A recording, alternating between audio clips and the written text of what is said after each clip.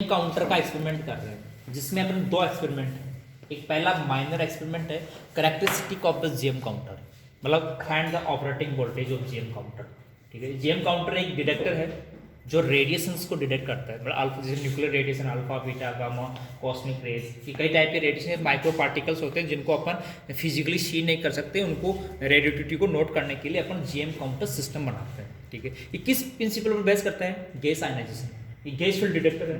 ठीक है, इसमें जब पार्टिकल जाते हैं रेडिएशन तो आयनाइजेशन होता है। आयनाइजेशन जो दोनों इलेक्ट्रोड पर एक पॉजिटिव आयन और इलेक्ट्रॉन से मूव करते हैं, मोबिलिटी ज़्यादा इलेक्ट्रॉन की होने इलेक्ट्रॉन का एक पल्स बन जाता है, उसमें पॉजिटिव आयन को पहले डिस्टोर कर दिया जाता है क्विंचिंग के द्वारा, ताकि अपना रिसाइकिल टाइम बहुत कम हो जाता है।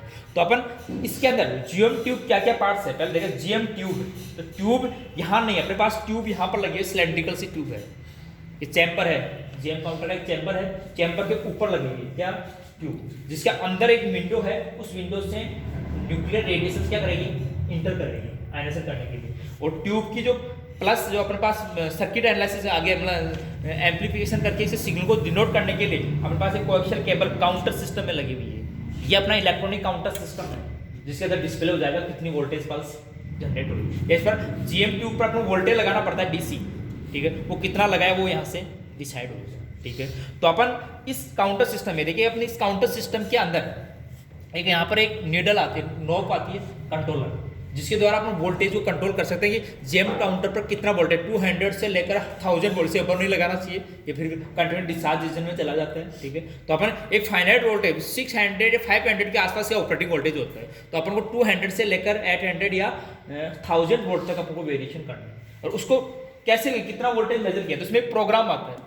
तो प्रोग्राम के अंदर कई आपको काउंटिंग रेट पर मिनट चाहिए, 30 सेकंड में चाहिए, 1 मिनट में चाहिए। पहले जैसे हम 1 मिनट करते हैं तो काउंटिंग रेट आ जाती है पर मिनट। यदि 30 सेकंड ले 30 सेकंड पर आ जाएगी तो वो अपन सेट कर देते हैं, 30 सेकंड का इसमें सेटअप है। फिर दूसरा अपने पास स्टार्ट करते हैं, तो अपन पहले वोल्टेज वोल्टेज का नॉब भी होता है, अपन वोल्टेज 200 सेट कर लिया, और जैसे अपन स्टार्ट वाला करेंगे तो काउंटिंग स्टार्ट हो जाएगी इसमें डिजिटल में 1 2 3 और जाके वो स्टॉप हो जाएगी। तो 30 सेकंड के अंदर जितनी काउंटिंग होगी उसके बाद क्या हो जाएगी? स्टॉप हो जाएगी। काउंटिंग रेट आ जाएगी अपने पास, 30 सेकंड की काउंटिंग आ जाएगी। कितना वोल्टेज था? 200 पर कितनी काउंटिंग हुई वो नोट आ जाएगी। ठीक है, अपन यहाँ सेट कर लिया सब कुछ में, वोल्टेज फिक्स करने का अपने पास प्रोग्राम है, इसको ऐड कर रखा है। ये चैम्बर है अपने पास। पहले अपन क्या करते हैं, यहाँ पर इन्वायरमेंटल रेडिएशन भी होती है, कुछ रेडियोएक्टिविटी यहाँ पर प्रेजेंट है जिसको ग्राउंड रिपोर्ट करते हैं कि अपने ग्राउंड रेडिएशन रिपोर्ट भी चाहिए। तो अपन अपने सोर्स है, देखो ये अपने पास एक सोर्स दे रखा है आपको, रेडियोएक्टिव सोर्स दे रखा है। ठीक है, और ये कौन सा है? CS137 है। ठीक है, सीजियम 137 रेडियोएक्टिव सब्सटेंस है, वो सोर्स आपको दे रखा है। इसको रखने की केविटी है, उस केविटी में रखा जाता है इसको। ठीक है, इस सोर्स को अंदर केविटी में बॉक्स में रखने के लिए इसके अंदर गैप बने हुए हैं, इसमें प्लेट को अपन इंसर्ट कर सकते हैं, नीचे नीचे रख सकते हैं, या ऊपर जीएम ट्यूब से डिस्टेंस अपन डिसाइड कर सकते हैं। उस पर एक स्केल बना हुआ है कि 1 सेंटीमीटर पर 2 सेंटीमीटर या 3 सेंटीमीटर कहीं पर भी अपने स्केल को मेजर करें। तो एक बार फर्स्ट प्रैक्टिकल करते समय अपन क्या करेंगे, सबसे पहले कुछ सोर्स नहीं रखेंगे, चैम्बर को बंद कर देंगे, 200 300 500 1000 वोल्ट तक हर 100 वोल्टेज के स्टेप पर 10 रीडिंग ले लेंगे और नोट कर लेंगे ग्राउंड रिपोर्ट काउंटिंग। फिर सोर्स को अपन उस चैम्बर में रख लेंगे एक जगह, नीचे नीचे प्लेस पर कहीं पर भी रखेंगे। फिर वो स्टेप रिपीट करेंगे 200 300 400 1000 अपनी विथ ग्राउंड, उसमें ग्राउंड रेडिएशन भी आ गई, अपने सोर्स की रेडिएशन भी आ गई, दोनों की काउंटिंग बता देगा। ग्राउंड काउंटिंग को विथ जो काउंटिंग में माइनस करते तो एक्चुअली काउंटिंग आ जाएगी सोर्स की, एक्चुअली काउंटिंग एन आ जाएगी।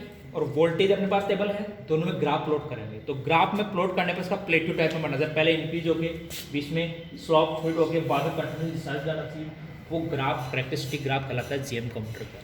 उसमें अपन जहाँ स्लोपिंग डिक्रीज होने लगती है, जहाँ स्लोपिंग इंक्रीज होने लगती है, वो पॉइंट्स नोट कर लेते हैं, V1 और V2, उसका मीन निकाल लेते हैं, वो ऑपरेटिंग वोल्टेज होता है। जहाँ स्लोपिंग उसकी डिक्रीज होगी फिर स्लोपिंग इंक्रीज होगी तो प्लेट्यू होता है, और प्लेट्यू के अंदर जो मीट का पॉइंट होता है वो उसका क्या होता है? Operating voltage. मतलब 600 आ गया, 500 आ गया, नोट कर लिया। एक एक्सपेरिमेंट हो गया minor characteristic of GM counter. ठीक है, यहाँ तक ये तो चाहे आगे वाला जो मेजर प्रैक्टिकल होगा उसमें भी करना होगा, ऑपरेटिंग वोल्टेज तो निकालना होगा। ठीक है, अब अपने मान लो ऑपरेटिंग वोल्टेज फाइंड कर लिया। दूसरा प्रैक्टिकल है verify the inverse square law for the radiation. तो अपन क्या करेंगे कि सोर्स की डिस्टेंस यदि ट्यूब से अपन चेंज करें तो उसमें जो काउंटिंग रेट है 1/r² के प्रोपोर्शनल होनी चाहिए। तो अपन क्या करें, सबसे पहले मैक्सिमम डिस्टेंस पे या मिनिमम डिस्टेंस पे रख लेंगे, नोट कर लिया। फिर डिस्टेंस चेंज करते जाएंगे, काउंटिंग रेट नोट करते जाएंगे।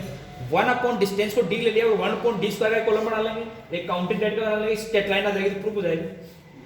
तो उसके लिए अपना कोई रिक्वायर्ड नहीं है। तीसरा अपना एक प्रैक्टिकल और सेटअप कर सकते हैं, और पूछ ले कि इसका और भी कोई एप्लीकेशन है।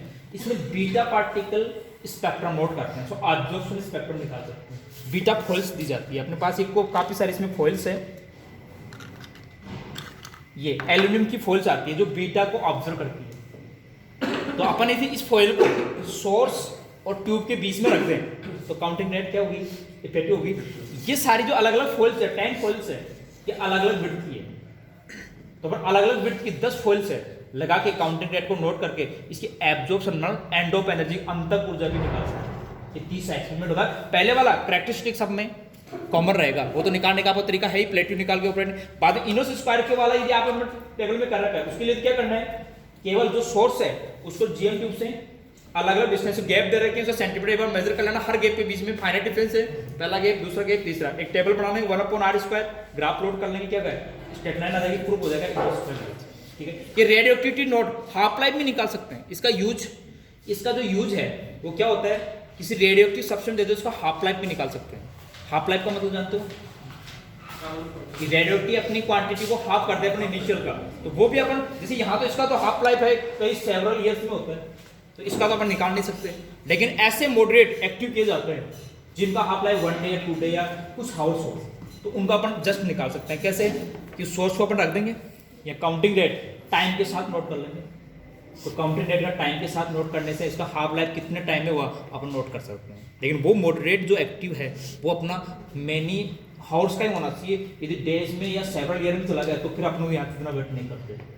ठीक है, तो इसका हाफ लाइफ भी निकाल सकते हैं किसी रेडियोएक्टिविटी निकालने के लिए, और इसका किसी फॉइल एल्यूमिनियम फॉइल से एंड ऑफ एनर्जी निकाल सकते हैं, और दूसरा इनर्स स्क्वायर को प्रूव कर सकते हैं, और माइनर में कैरेक्टरिस्टिक निकाल सकते हैं। ये जेएम काउंटर में एक दो बॉक्स काउंटर है, उसके साथ में एक ऐड पीछे से क्या है जेएम ट्यूब ऐड है, एक बॉक्स आता है। दूसरा टाइप का भी हो सकता है, दूसरे पे हमारे पास मल्टीपल और भी है। ठीक है, कोई मिलता है आपको, तो सोर्स होना चाहिए, ट्यूब होनी चाहिए, चैम्बर होना चाहिए, चैम्बर कनेक्शन काउंटर सिस्टम से होना चाहिए, बस इसके अलावा कुछ नहीं चाहिए। क्या अपने पास ऑपरेटिंग वोल्टेज निकाल लिया। ठीक है, इसकी एंड ऑफ एनर्जी निकालने के लिए अपने पास इसमें 10 एल्यूमिनियम फॉइल दे रखी है जिनकी विड्थ पावर एब्जॉर्प्शन अलग अलग है। तो अपन एक बार सोर्स को फिक्स कर देंगे, ट्यूब को फिक्स कर दिया। ठीक है, बीच में कोई प्लेस ले लेंगे अपन, ठीक है, प्लेट के ऊपर। तो पहले अपन एल्यूमिनियम फॉइल 1 नंबर के एल्यूमिनियम फॉइल को रखा, तो ये बीटा पार्टिकल कम करेगी, काउंटिंग रेट लगेगी, नोट कर लिया।